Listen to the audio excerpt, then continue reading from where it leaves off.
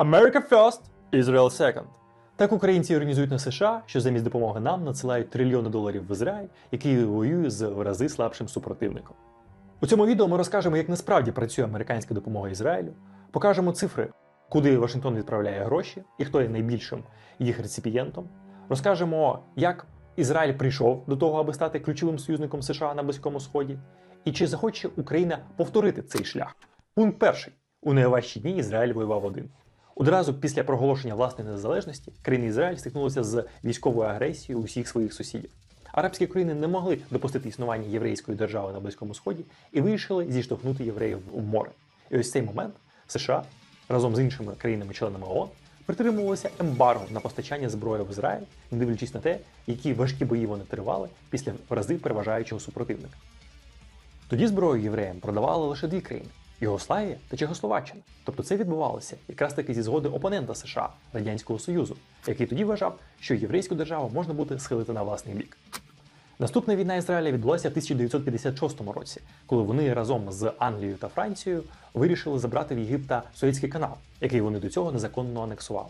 І що ж тоді зробили США? А вони разом з Радянським Союзом вирішили об'єднатися і натиснути на ці старі колоніальні країни та Ізраїль, аби вони забиралися з Єгипту.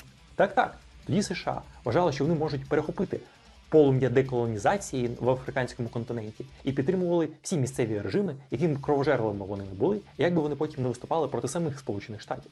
І заради цього можна пожертвувати навіть Ізраїл. В 1967-му арабські країни знову накопичили війська, аби скинути євреїв в море. Абдель-Насер навіть показово прокатив перед американським посольством в Каїрі 1000 танків майбутнього наступу. Вашингтон зробив вигляд, що нічого не бачив, а ООН навіть вивели всіх своїх миротворців, аби Єгипту було зручніше наступати на Ізраїль. Тільки от пішла війна не за арабським сценарієм, адже повітряні сили Ізраїлю нанесли превентивні удари по розгорнутих дивізіях, а Цахал закінчив розгром арабських військ за 6 днів. Після цієї війни американці зрозуміли, що скільки б вони не загравали з арабськими лідерами, вони все одно візьмуть зброю в Радянського Союзу і почнуть самовбивчу атаку на Ізраїль. А той зможе вистояти і без допомоги Вашингтону. Тому Сполучені Штати і прийняли рішення не допомагати Тель-Авіву, а просто підтримувати відносини з переможцем. Так в 68-му році президент Джонсон і вирішив продати першу партію літаків «Фантом» Ізраїлю.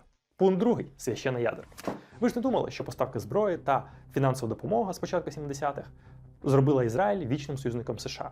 Ні, в 1973-му, коли Сирія та Єгипет отримали новітню зброю, військову тактику та навіть десятки тисяч інструкторів з СРСР, що по суті робили це проксі-війною, США не були готові захищати Ізраїль усіма силами. Адже прямо перед війною, коли всі бачили, що арабські країни готуються до нападу, Кіссінджер заспокоював євреїв. При тому, що він сам євреїв. Кіссінджер заспокоював Ізраїль, безпідставно обіцяючи їм, що він зможе якось все владнати та зупинити мирними переговорами склавшуся ситуацію. Не нагадую вам мирні ініціативи Заходу в 2014 році чи зараз. У Вашингтоні головною проблемою було, аби Ізраїль знову не напав перший, як під час шестиденної війни, і таким чином не спровокував велику війну. Вони стримували свого союзника усіма силами. А коли Голда Меїр питала, ну так а що ж буде, коли на нас нападуть перші, коли ми будемо непідготовлені, Кіссінджер обіцяв, що такого не буде, але якщо станеться, то все буде окей, розрулено. Що ж, коли сталося, і Ізраїль запросив допомогу у Сполучених Штатів, їм відповіли, що допомагати буде важко, та й небагато чим. Ось питав, а що вам потрібно танки? І він каже, ні, ну а звідки ми танки дістанемо? Танки ми не дістанемо.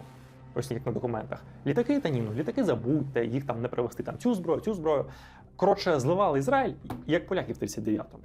Але лише протягом одного дня Білий Дім змінив свою позицію на 180 градусів. Що відбулося у ці години, ще, на жаль, не розсекречено.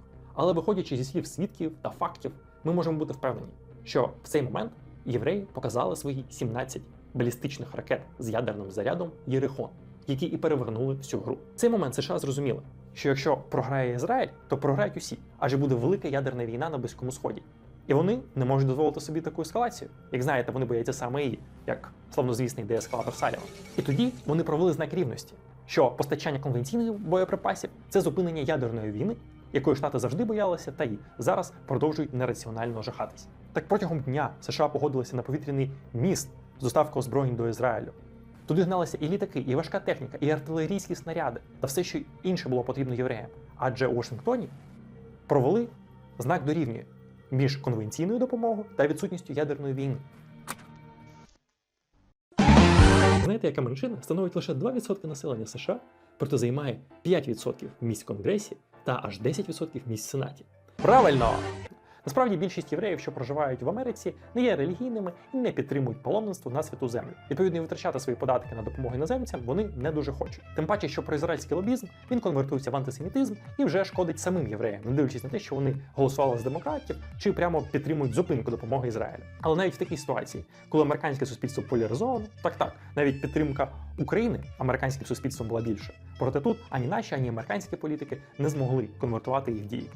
Наші не змогли, американські не схотіли. Але не в цій ситуації урядовці Ізраїлю знаходять спосіб схилити США на свій бік.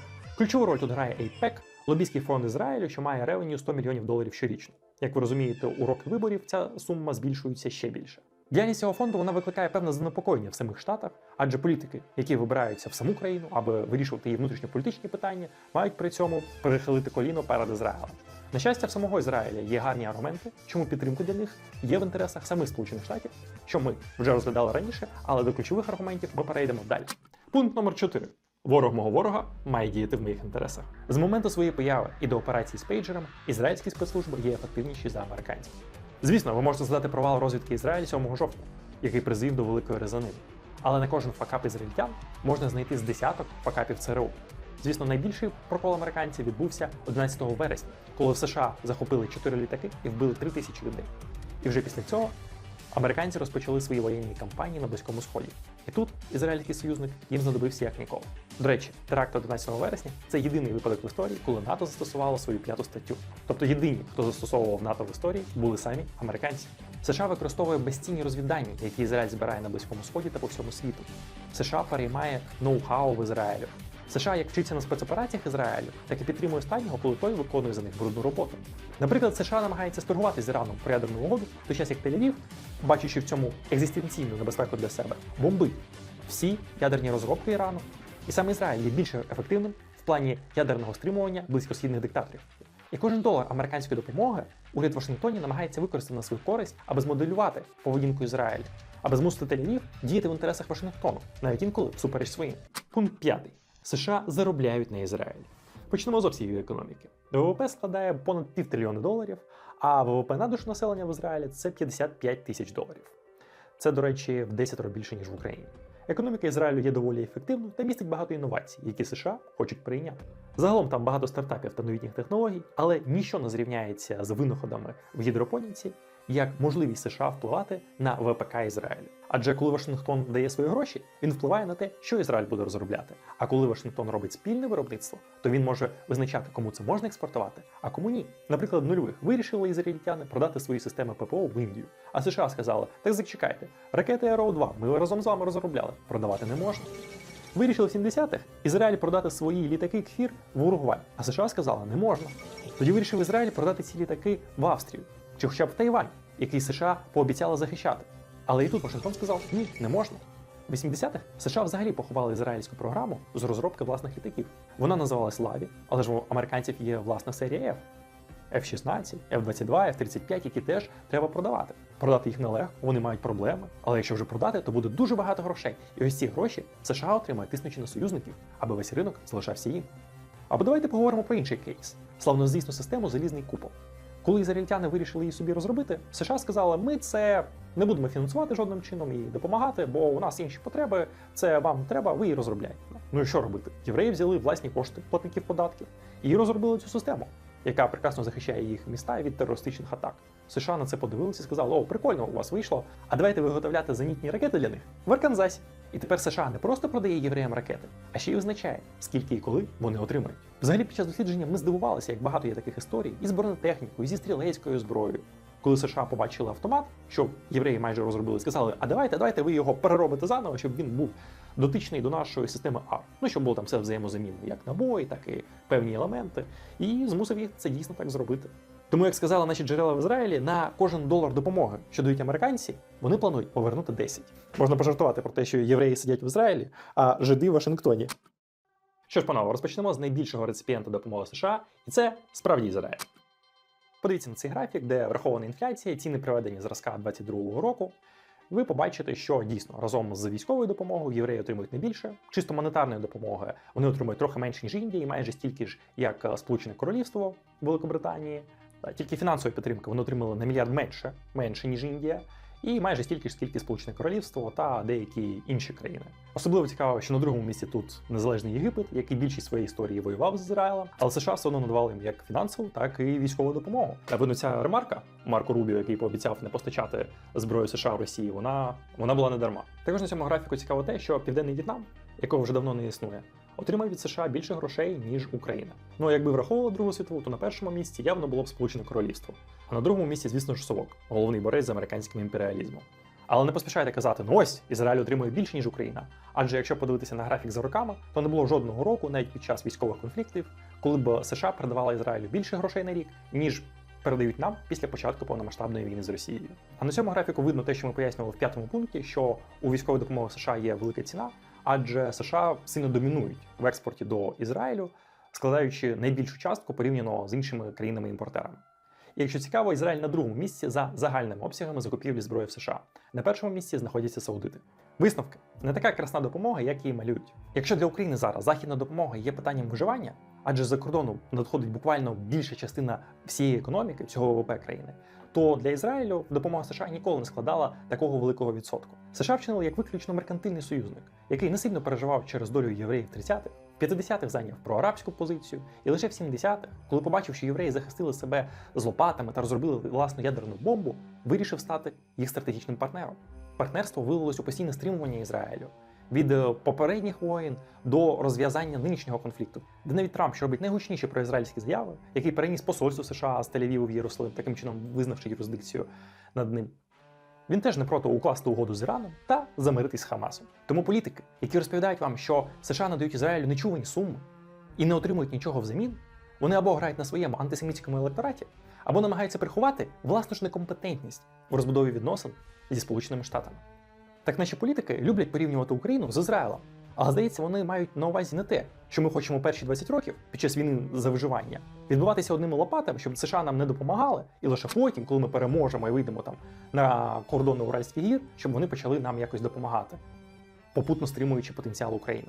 Ми ще не виграли війну за наше існування, хоча ми вже ведемо її з допомогою Штатів та Європи, а не як Ізраїль. До речі, в 70-х Європа не те, що ні копійки Ізраїлю не дала, вона закрила власний повітряний простір, аби Штати не могли ефективно постачати допомогою. Настільки вони боялися арабського ембарго з нафтою.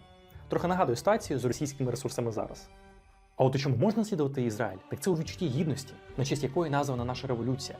Треба, аби українська держава відносилась до українця краще, ніж будь-яка інша держава світу. Треба, аби у нашій країні людей не утримували, а приймали великий потік репатріантів та інвесторів. Треба, аби армія була не совковим інститутом, а соціальним ліфтом, у який радо йшли можновладці та віддавали власних дітей. Аби нам пообіцяли найвільнішу країну в світі, хоча б після війни, а під час війни просто ставилися з повагою та чесністю. Дякую, що слухали, пані та панове. Пишіть, що вам сподобалось, що не сподобалося, про що треба зняти нові відео. Адже тут можна заглибитись у питання допомоги США як внутрішньополітичного інструменту. Тут ми багато розкажемо про те, як Байден проводив допомогу Україні. Можна заглибитись в питання євангелістів, які підтримують Ізраїль в Штатах, і як Україна може розвивати такі речі. І загалом багато інших тем, які ми згадували в попередніх відео, чи, можливо, в телеграм-каналі. Підписуйтесь і там. Будемо раді бачити вас усюди. Плекайте свою свободу і свободу своїх дітей.